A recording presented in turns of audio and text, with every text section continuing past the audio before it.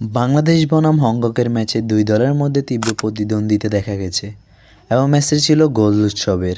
শেষ পর্যন্ত হংকং 4-3 গোলের ব্যবধানে জয়ী হয়। খেলার প্রথমার্ধে শেষ হয় 1-1 গোলে সমতায়।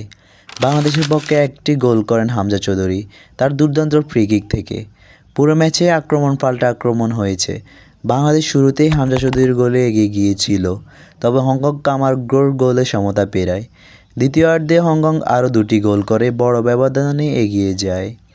বাংলাদেশ খেলায় ফিরে আসার চেষ্টা করে এবং শেষ দিকে শামিদ সোম এবং শেখ মুরসালিনের গোলে ব্যবধান কমায়।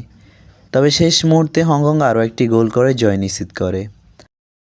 এএফসি এশিয়ান কাপের মূল পর্বে যাওয়ার আশা বাঁচিয়ে রাখার জন্য বাংলাদেশের জন্য ম্যাচটি জেতা অত্যন্ত গুরুত্বপূর্ণ ছিল।